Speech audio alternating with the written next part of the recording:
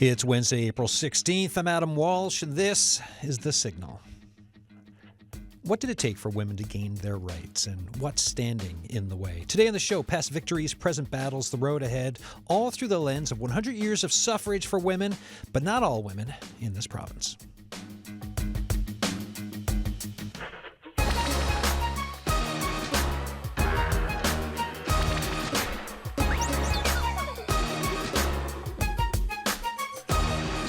Yeah, if you're listening to that intro there, you're probably like, well, what does he mean by that, but not all women? Well, we're going to explain that through the course of the hour. The idea for this show came from looking at that date, right, the anniversary, 100 years of suffrage, and a thought of where we are politically now, where we might be in the future, looking at women's rights, shoring them up, not wanting to lose them. All of that is the discussion. So as you're listening to the show today, if you have thoughts for us, well, text us 709-327-8206. Emails thesignal@cbc.ca.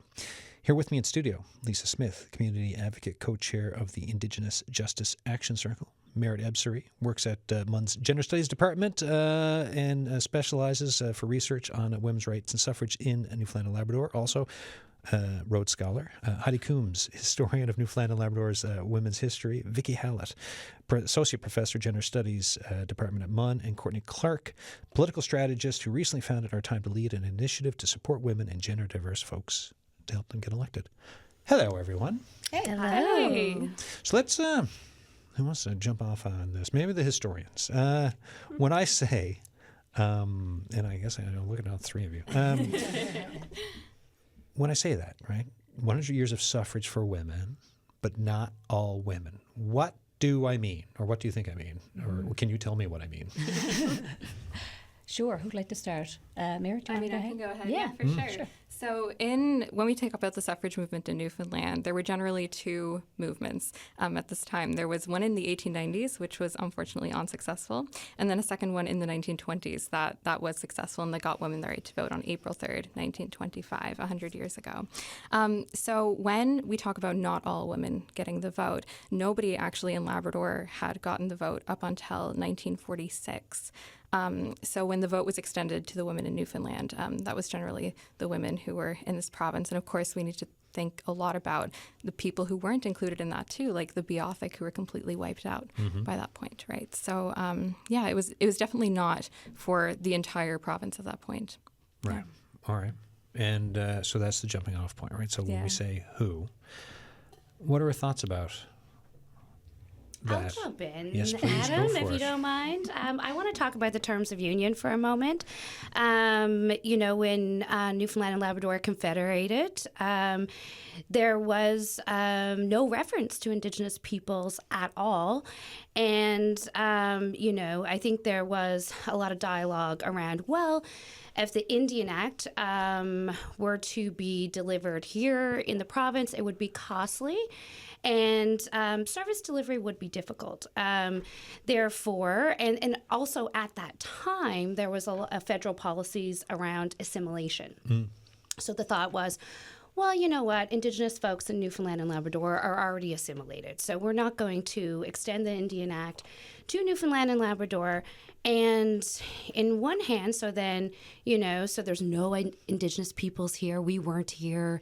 So everyone was treated the same and could vote here on the province of Newfoundland, and the island of Newfoundland, rather. But that has put us on a trajectory of great colonial harms that's being recognized even today. And, as a community advocate for urban Indigenous folks in St. John's, I just want to say we have 42 calls for change. Yeah. And so I am calling on Mr. Premier, on the provincial government, to apologize for that omission, lie, oversight, whatever you want to call it. Because there is a legacy of harm that continues today, and we want to establish a renewed relationship. Indigenous folks want a renewed relationship with the province of Newfoundland and Labrador. And, we have to have truth, before we can reconcile. We have to have truth before reconciliation. And I'll just take this opportunity too to jump off and sort of talk about the federal landscape. So First Nations didn't federally, from unceded territory, coast to coast to coast, and what we call Canada. So they got the right to vote. It's sort of nuanced and complicated, but in 1960, so up until 1960, they had to give up their status, their Indian status, under the Indian Act. And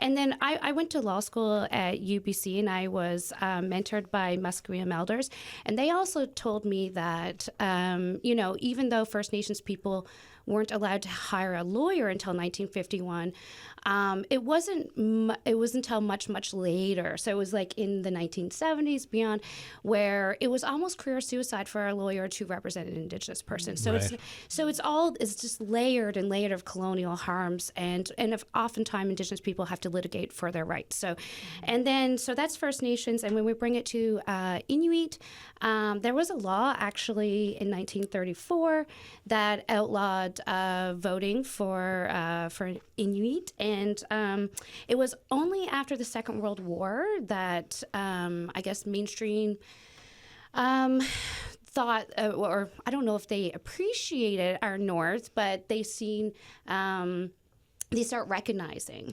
the importance of Canada's North, and then so Inuit got the right to vote in 1950. Yeah, so if we're talking about women, not all women, and then when we talk about colonialism, this era of truth and then reconciliation, truth and reconciliation, filling out the room of the conversation for today and for the show. Again, for the jump off please, go for it. Because there's so many good points made, especially a lot of Indigenous folks not getting the right to vote till the 60s, 70s. I can also point back to ye olden days of 2021, where in Labrador, forever ago. yes, so long ago. And Patricia Johnson Castle was running under the primary goal of the fact that there's a community in her district that was primarily Inuktitut only speaking. So they had the right to vote. They had a ballot box. They were given the information, but they weren't given it in their language because they only translate to English and French. So there's this historic voter turnout, low voter turnout, because they don't know what they're voting for. So why would you vote? So she took the election fundraising initiative to then hire someone who spoke Inuktitut, a good wage to do that translation, and it meant for the first time a lot of those folks could vote. So it's not just getting the right to vote, it's also making sure that you're looking at the whole system in play and how you can make sure that it's accessible. That is hugely important. I just want to point that out too, that when we talk about gaining the right to vote, oftentimes it's pointed to historically as this kind of landmark thing where, well, look, women got the right to vote, and it excludes all the people who didn't get the right to vote, all the women. And then it's almost looked at as, well, there you go. You're done. Congratulations. Mission accomplished, right? 1925, The big banner, boom, everything done. is good. Yeah. So move on, ladies. You know what I mean? You've got your due.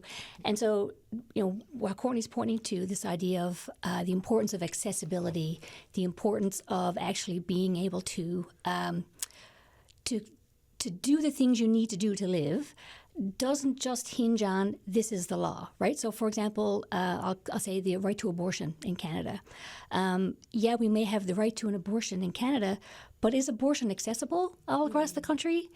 No, it is not. So there's a huge gap between something is enfranchised in the law versus how people are actually able to access, right, the rights and responsibilities and obligations that go along with those laws. I guess. The last time both of you were on, we talked about was letters to Joey, right? Yes. And you talked about letters that people were sending to Joey Smallwood. I'm just wondering and Meret yourself too, right? If we look at the lives of women for suffragists up to around the time of Confederation, what was life like? What have you seen in letters, or also thoughts on just who didn't send letters or who wasn't included on this, just to kind of paint a bit of a picture? Right. Yeah. So part of what stood out to me about Confederation and the vote is that we never had elections since 1933. So we never had this practiced democratic practice happening. Yeah, we took a time out on democracy, right? did, We're like, hey, yeah. no, let's, we And don't know then- about this. Yeah, and then all of a sudden we had the National Convention and the referendums, and everybody, got their ballots and went and voted on the island and in Labrador. But the thing is, for the referendum, we don't know what information was provided to people, and we don't know if they were able to participate. And there's still a lot unknown about, like you say, the accessibility piece. So suffrage didn't happen in a vacuum. There were a lot of things that led to it, and it did provide the right to vote for, at the time, women over 25. Men could vote over 21. That's an interesting difference, but anyways. But I think a big legacy piece for 1925 was that women started to see themselves in a civic way, and so that they could participate in a public conversation.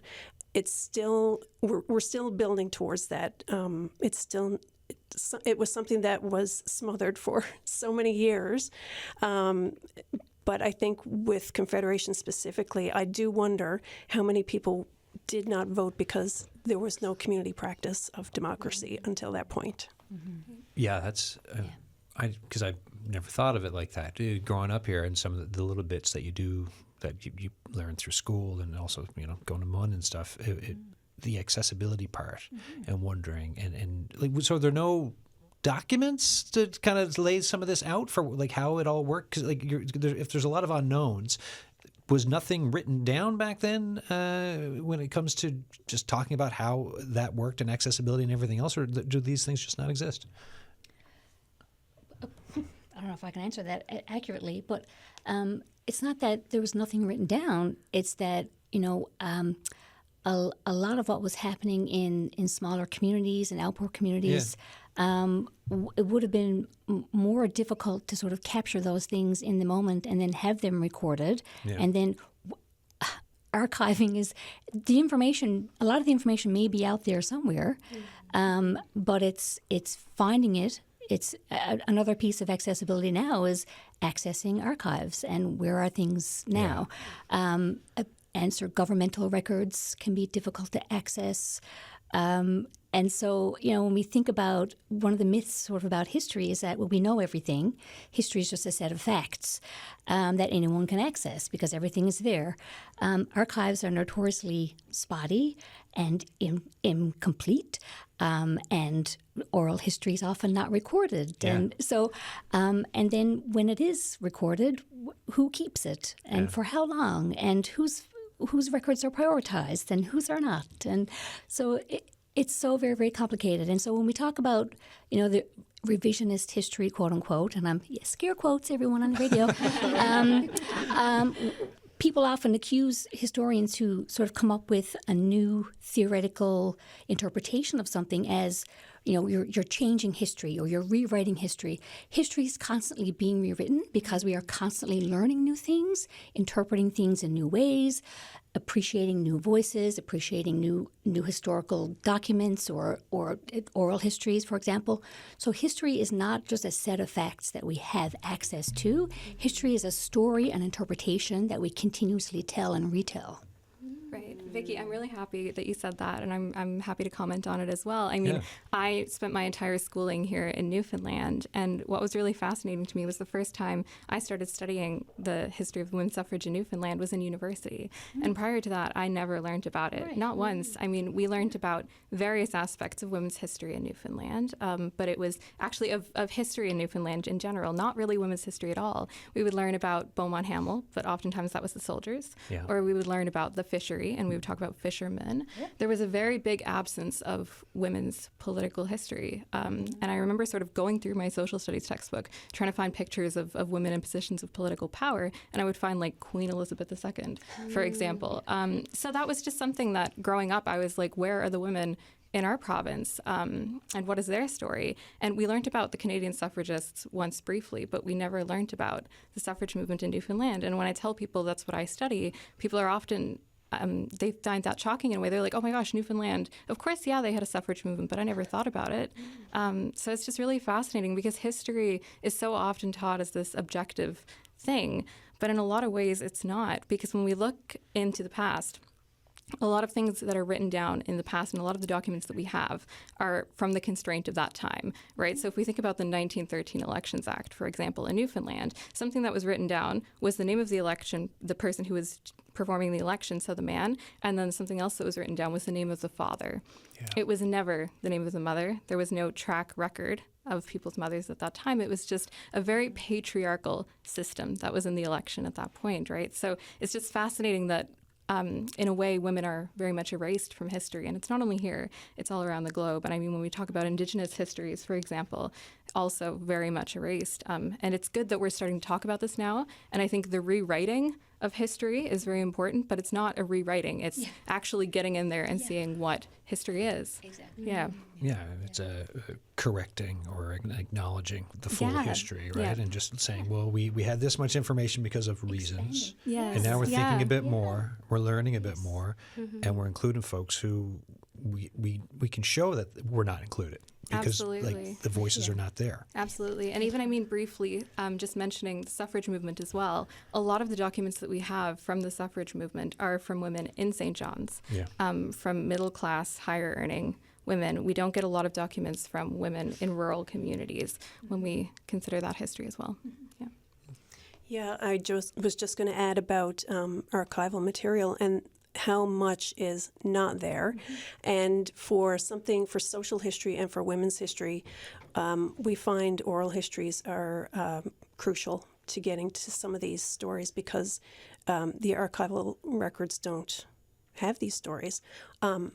Sometimes you can piece it together, like I do a lot of history of medicine, so in medical records you can piece together references and sometimes about women's experiences, and nursing history and correspondence. There is a lot there, which is why I focused on it for my research, because the documents are there.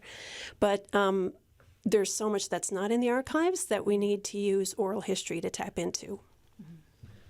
So with this work, right? So we've talked truth and reconciliation, we've talked gaps in history, we're talking acknowledging who has not been included, who's been left out. How has this informed who's running for politics, for voting? And I say this, I think, daily on the show. 3 elections this year, right? One's coming up federal. We're going to have a provincial one. And then in October, at the start of October, a municipal one. Lots of candidates, lots of voting, lots of discussions. Courtney, I'm looking at you on this. What are your thoughts on that? This is one of the most important years, I think, in our history for democracy, not just Newfoundland and Labrador, but the whole country. And it's going to set the course for what's to come next. And it's a bit of a scary time. You know, I come from, I have an organization that helps women and gender diverse people get elected. And I come from another organization that had done something similar. I had been working nationally, and I've seen how quickly spaces are co-opted by white supremacy, by right-wing groups. I see it. I know it exists today, and that we're seeing this rollback. And they say it's the DEI backlash. It's not. It's white supremacy, and it's really important that we're being vocal and that we're really looking at the disinformation that's out there, because all the information that's getting at us now is meant to confuse us. It's meant to make us want to disengage. So it's actually crucial that we are more tapped in than ever and having those uncomfortable conversations, because we could end up, a lot of people are going into that assimilation tactic and saying, well, we're Canadians, we're not like our southern neighbors. From what I've experienced, having been going across the country this last couple of years and having seen the harm of my colleagues who are all women of color, we are not much different than down south when you're getting into these higher stakes positions and politicians. You got to go with your gut. You have to vote for those, not just your own rights, but for the rights of those that you love as well. Is this being noticed broadly? I know it's being noticed. Oh, it's being noticed. We're talking here, so it's being noticed. But what have you seen for how much it's being noticed across the country?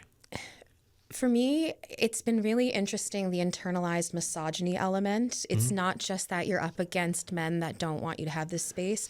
It's women and the infighting of women. And I see a lot of this, it's heartbreaking, where I have colleagues who are women of color that are saying, I'm being extremely harmed right now by what you just said. There is a racist element. And then when a white woman comes back and says, I'm not a racist, I'm feeling victimized, and like, really taking away the validity and the credibility of the person who's just trying to say we're all here for the same reasons. Mm-hmm. This is happening in more spaces than just my own, because since I've been coming out about the pro-Trump rhetoric and the racism that we've been experiencing at Equal Voice Canada at a national level, not the chapter level, they're great. A lot of people have been reaching out saying, oh my gosh, I'm in another national gender equity organization. The same thing is happening internally. I am a early career person that left because I was harmed by that same organization or the people at the helm of it right now, and I was too scared to speak out. We got to start speaking out. Yeah. We have to. Like our future and the human rights are depending on it, because we saw how quickly things slipped away in the South. That's going to come here too. So you're talking about speaking out, but if that's what's happened nationally, right?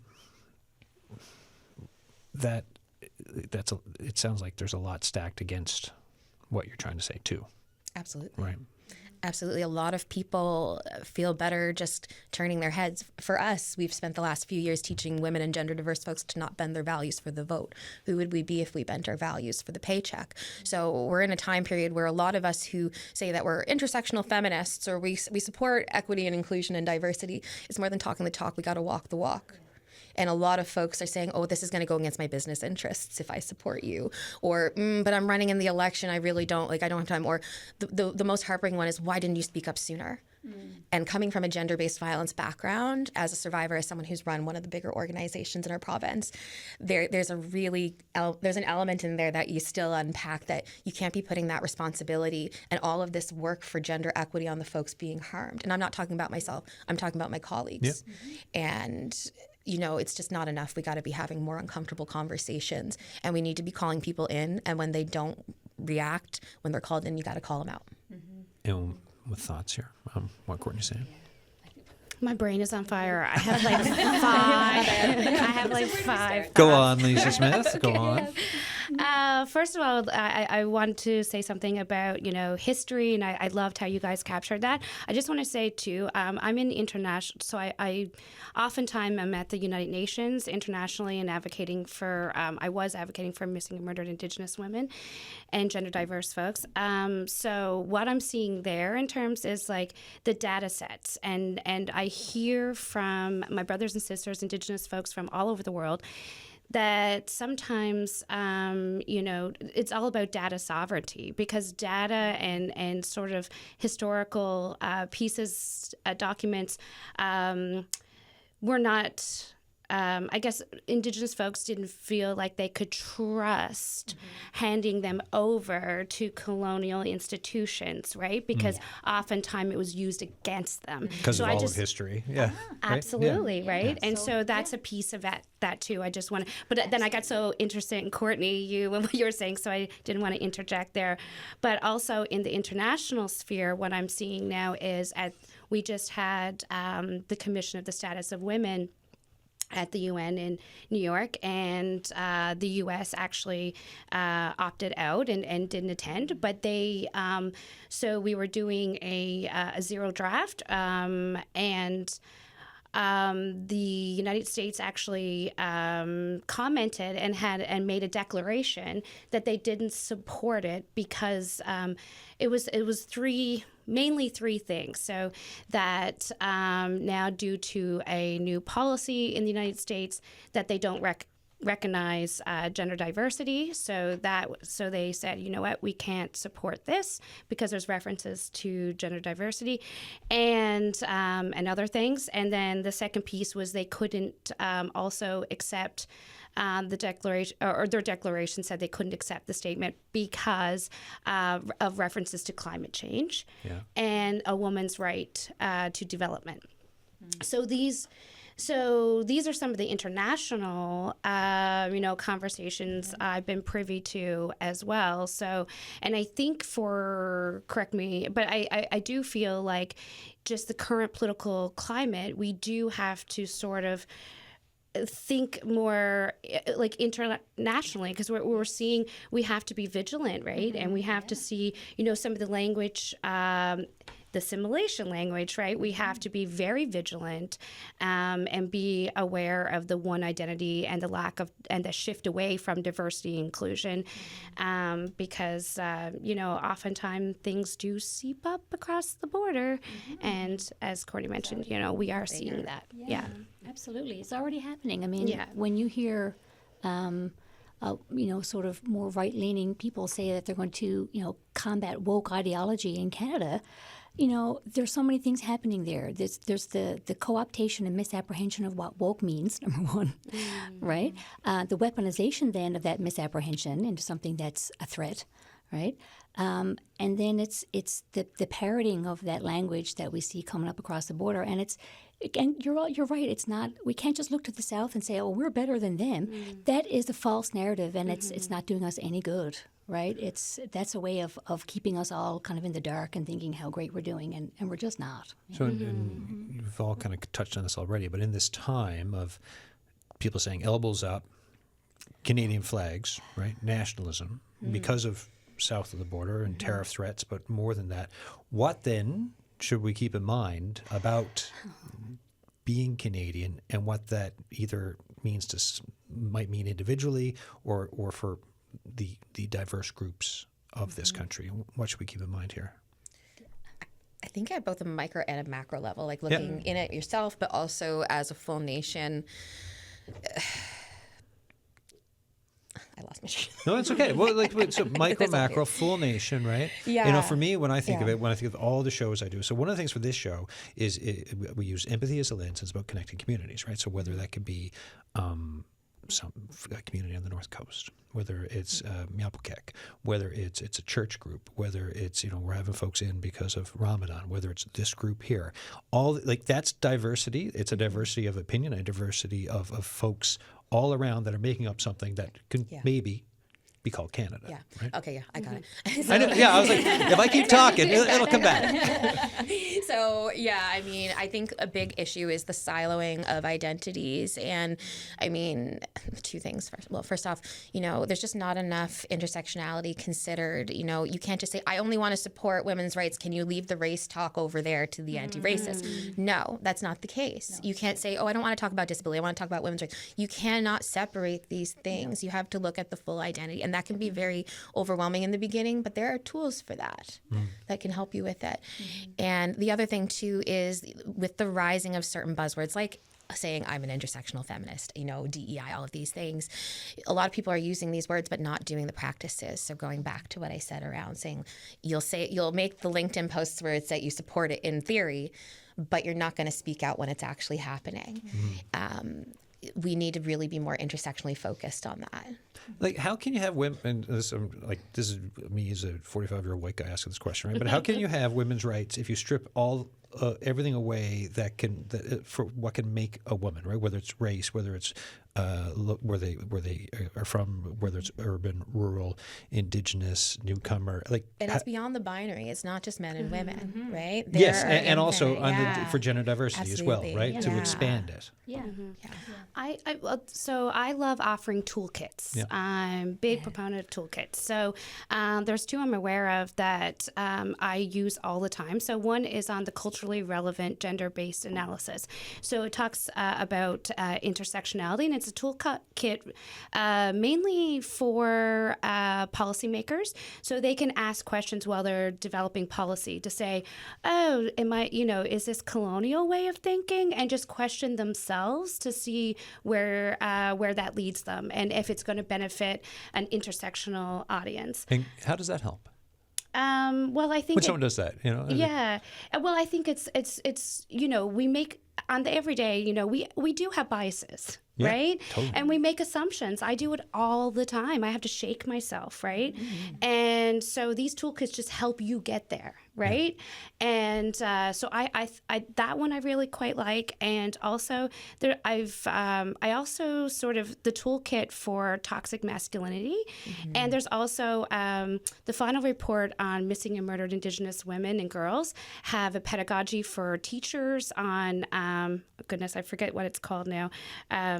something about our voices, but there's ways to teach this and to get people to understand. And the toxic masculinity, a lot of young boys do not feel safe or aren't taught to feel safe when they're in an emotional state, and that's a disservice to them, Yes. And so there are toolkits, I think, that in a really real way can help sort of, but it's having those hard conversations.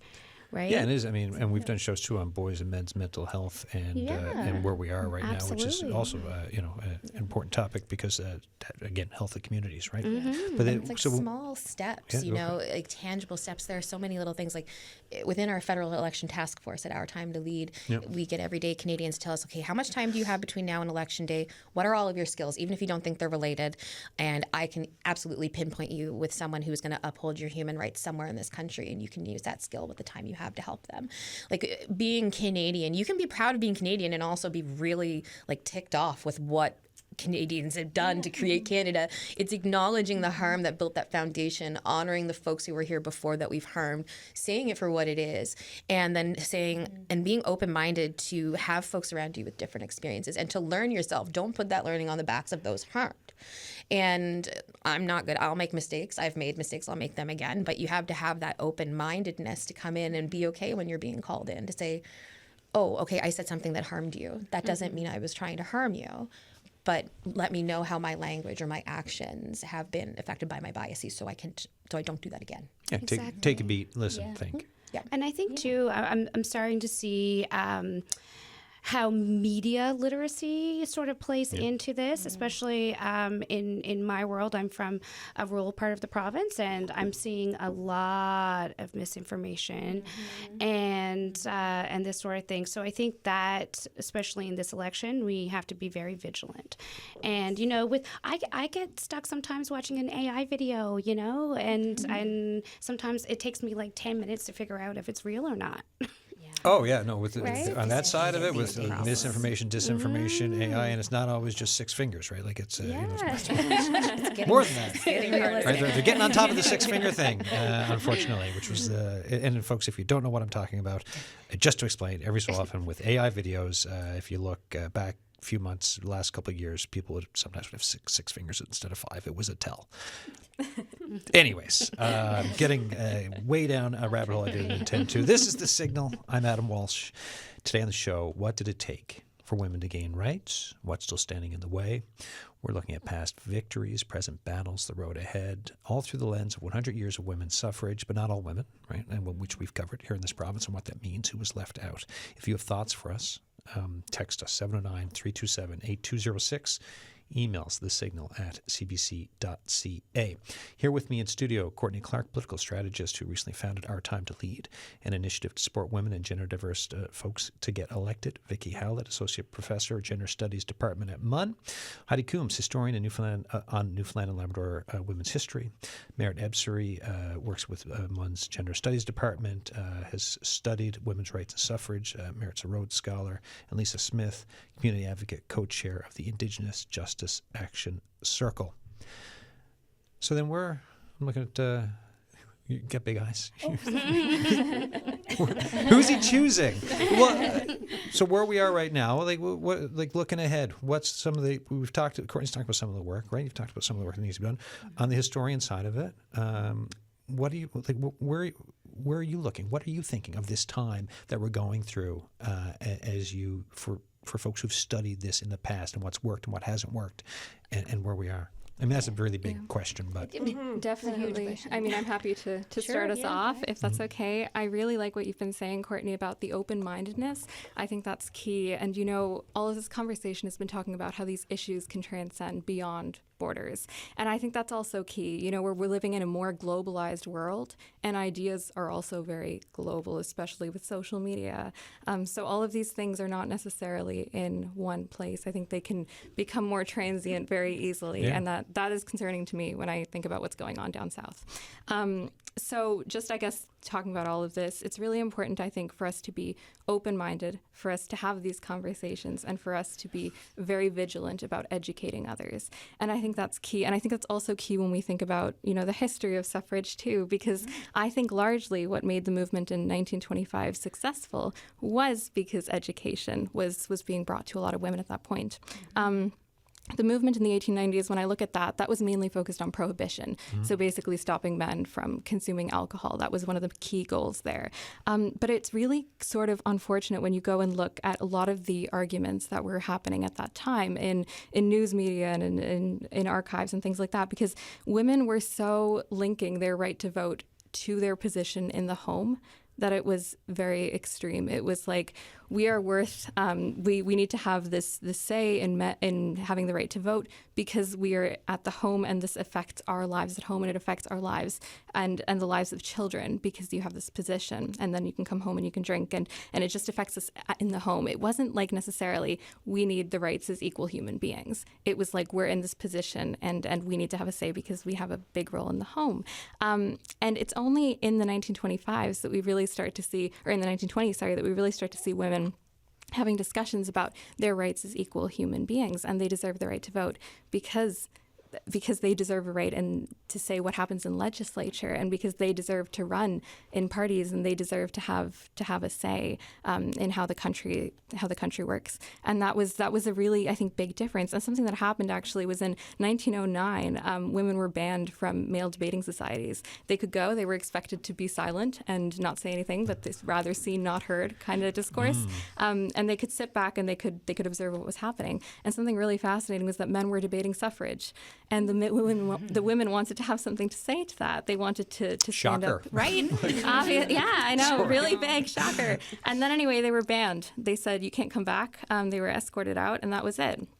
So the women, instead of sort of feeling defeat, got together and said, we're going to create our own debating society. We're going to have literature. We're going to have all of this access to information, not only necessarily in Newfoundland. They had things from all around the world. They would have speakers come from the British Empire, from the UK, that would come and talk about their work that they were doing. And they would have literature like Mary Wollstonecraft, who is a very famous feminist political theorist. If you don't know her, you probably know her daughter, Mary Shelley, who wrote Frankenstein. Fun fact. But they would have all of this really interesting information, and women from St. John's would come to this club for the annual fee of $3, which wasn't very much at the time. So it allowed it open to a lot of classes. And then women would come and they would basically have debates, and they would read papers that they wrote themselves. And they would talk about all of these issues that were going on in the world. It was called the Current Events Club, that portion of it. And they would just talk about so many things that were happening currently. And they would have an audience, and then it was just basically a public debating society in the 1920s. And that was huge because these women would throw ideas back and forth, and they would, it was just this open-minded sphere where, because women were banned from one place, they created their own. And I think that was absolutely essential for women gaining the right to vote. And that's how the movement spread too. Because one of the questions I have for you was around, no internet. And also communication, it's just not easy. For sure. How does that word get from community to community? It's actually really fascinating, that part of it, because it was also, during the First World War, there were a lot of connections made through the Women's Patriotic Association, which was an association here, and they had branches all over the country at that point because they had wanted to raise money for the war effort. And those branches that they had, there were only a couple, I think, typewriters in the country at that time, and only a couple of women who could use them. Yeah. So it was just kind of, the country referring to Newfoundland at that point, but it was actually really fascinating. So it was difficult for sure, but they made these I guess you can say these different, how would you call them, I guess, connections between these different communities work because it was so important for the war effort. And then they raised, I think, the equivalent today of $12 million when we adjust to inflation rates for the war effort. And those were then used, those connections between the communities were used after the war ended for suffrage. So they circulated a petition around that got 20,000 signatures. It was the biggest petition in the history of Newfoundland at that point. So you had all this overt work happening. And then I'm also thinking subversion, it was just in my head is Anne of Green Gables, right? So you books on women's empowerment that were spread around too at the time to just for uplifting. I'm forever thankful for taking pre-1918 Canadian Lit, not for any of the other books except for this one, which ended up being one of my favorite novels of all time because it's so good. Yeah. Can I just note that there was a really good point in there where you talked about the fact that when you can't find those spaces where you can be who you want to be and bring the change you want, that you make them yourself, and every Monday morning, like, we have a cohort in our Time to Lead. We have the Federal Election Task Force with everyday Canadians giving their time and skills, but we also have a cohort called the Run Crew of first-time women and gender diverse candidates. They are all mostly like women of color. They have disabilities. They're members of the 2S LGBTQI plus community. They're in ridings where it's either highly winnable from an objective polling standpoint, or they're going up against extreme right-wingers. So folks that really need the support. And they get to come in every Monday and have a safe space to take off the candidate mask and come in as the human and really just celebrate the wins, hold space for the hard parts, and kind of have that last minute pivot and provide those resources, provide people that are frustrated with this system that want to find a way to do something other than just vote or run. You got to create these spaces so that people can feel safe and upheld to go and do these hard things, because we are fighting a fight that is actively harming us in real time.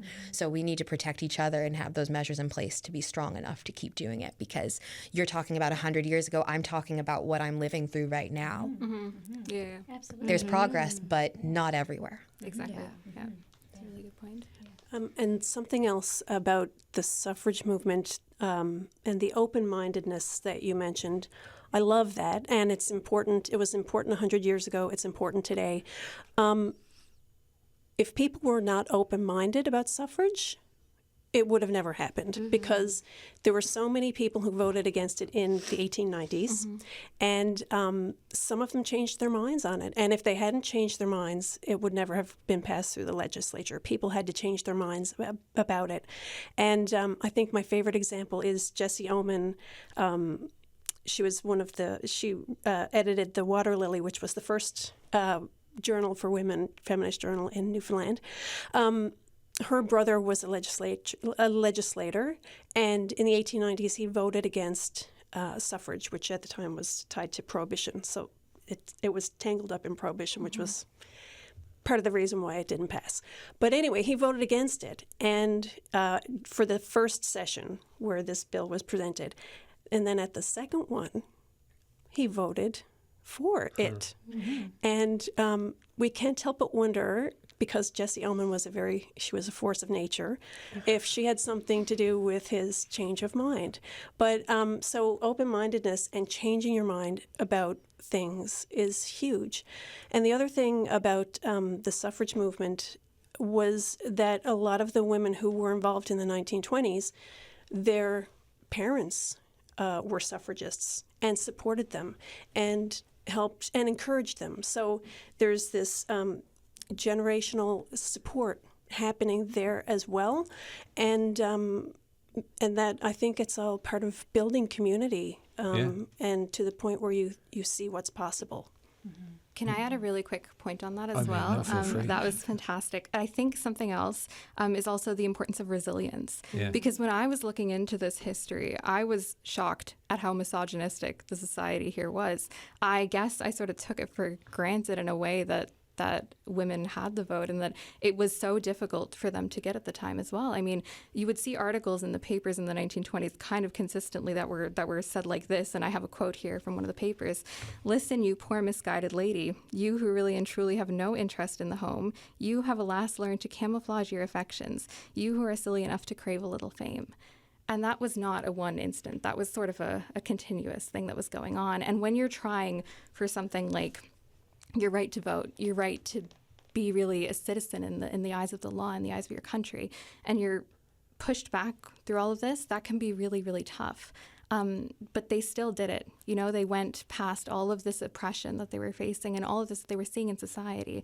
And there was like another quote where people would often say, like, let women get back to the ideal, let her supremacy be recognized in that one noble place that calls for her magnificent generalship. And with her tuition, the young mind that is the power of the future shall bless her name and love her for the woman she was. So that is really fascinating, because that quote too is not necessarily saying, okay, we're completely against women. It's saying, oh, you're perfect where you are. You don't need to try for anything else. Where you are right now in society is perfect, and it's going to create so much change that we don't necessarily want. But despite that, there was a lot of uptake in the suffrage movement, and a lot of women got on that bandwagon for suffrage, despite all of the sort of negative views that were coming at them. And I think that's really prevalent today too. I think there's always going to be suffragists somewhere, even though movements and things can change. There's always going to be people who are advocating for their right in society.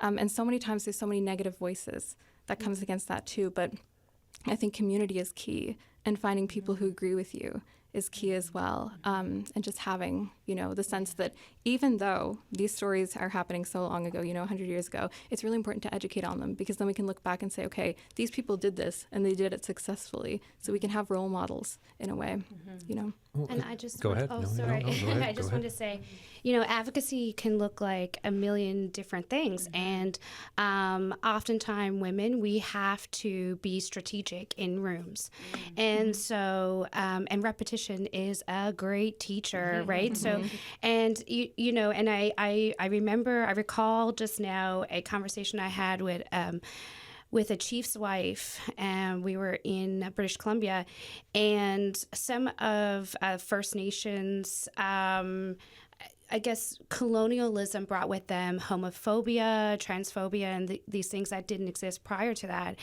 And so some First Nations had.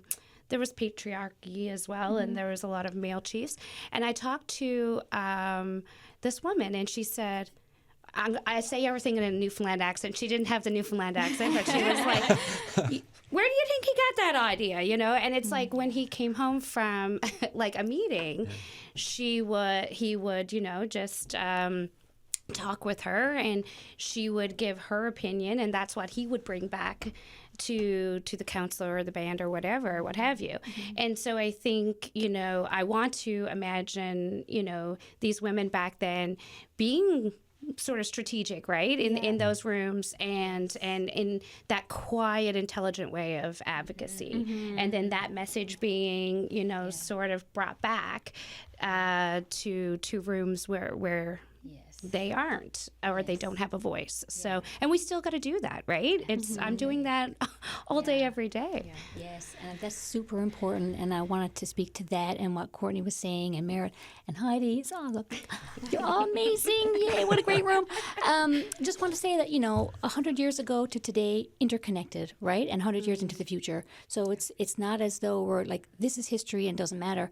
It is absolutely relevant today. And I just want to pick up on the point of women have been active in their communities, right? Whatever those communities are, all women have been working to keep body and soul together. They've been working to keep their communities together. They've been working to keep their families together. They've been, so women have always been political in that way, right? So I think that we can often also sort of miss the small p political that women have always been active in, and that still continues to be active and important in community organizing and grassroots organizing, in and the way that women have been the backbone of their communities, their churches, their groups. You know what I mean? So that has always been part of women's lives, and so I think women have always seen themselves as equal, but it's how they have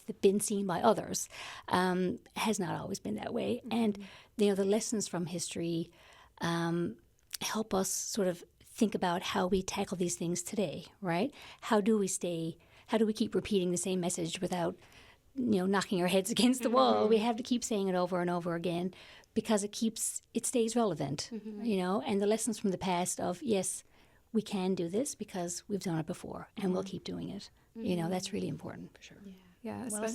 Especially since, when we think about suffrage, we got it 100 years ago, which is great, 100 years. But there were hundreds of years before that where women didn't have it, right? And that's really important to consider because there were centuries that women were made to believe that they weren't capable, intelligent, or deserving to be involved in political life just because they were a woman.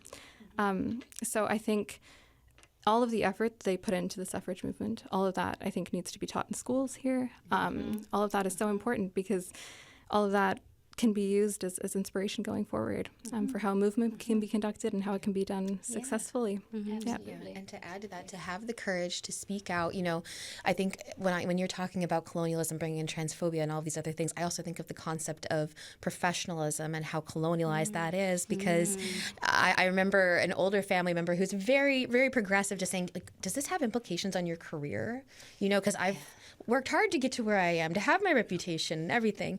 And I just say, is it unprofessional that I'm calling out the fact that there's extreme racism happening, or is it unprofessional that there's racism happening and it's not being acknowledged? Yeah, allowed to still function, right? You're like, I'm the odd one here? Wait, hold on. Yeah. So there's a lot of things around professionalism and like the colonial way that really needs to be deconstructed, because it's just silencing the people who are being harmed more and allowing for that oppression to continue in its own way. Much of what's been said today, like this, if we talk about democracy, the toolkit for keeping like the work that's required for democracy, if you kind of start to stack through everything that's been discussed, it's also, I think there's a lesson there on just how much work is required to keep democracy healthy, and with the warnings that have come at the start of the show for this country, looking elsewhere and everything else. We're at the point of final thoughts. I was like looking at the clock. I'm like, there's like 3.5 minutes left. Adam, stop talking. Ask them for. We can keep going. I'll get Nate there to run the tape more and cover me for the rest of the week. But final thoughts here. Let's do the whip around. Less than a minute each. Less than a minute. Okay, pressure's on. Just before all of the stuff went down, I had the great honor of spending some time with Ellen Johnson Sirleaf, who is the first democratically elected woman of an African nation. She, I believe in her early 30s, stood up basically to a 2-decade-long dictatorship, to the dictator. She was exiled twice. Most of her party was executed. She kept coming back. It toppled. She got elected. She removed 20 years worth of Civil War debt. She got women and children back on track, and she's still going hard at like 89, 92 years old. And we don't see that kind of bravery and courage in our political systems anymore, with exception. The only person that comes to mind is Leah Gazin in the House of Commons. And we need people to really speak from the heart more, not these social media clips, like really just speak raw, unfiltered from the heart and base it back to policy change. And we need to be not afraid to do that, because democracy is worth it, we are worth it, and our future is worth it. All right, 30 seconds. Final thoughts? Education is key. To be critically aware citizens, we need to be educated citizens. We need to be aware of our diverse histories. We need to be aware of how these things impact us today. So education, fund education, all levels of education. How many times can I repeat that in 30 seconds? So I'll just say that the Ladies' Reading Room is being relaunched in the Gender Studies Department today, 2:30 p.m. to 4:30 p.m. All are welcome. It's ladies, more scare quotes. Everyone is welcome in the Ladies' Reading Room, all genders. And everyone is welcome to show up and hang out with us and celebrate 100 years and 100 more years. So, yeah, please come. Thank you, Vicki. Heidi? I think what has struck me more than anything the past 6 months or so is how fragile democracy is and how much it's worth fighting for.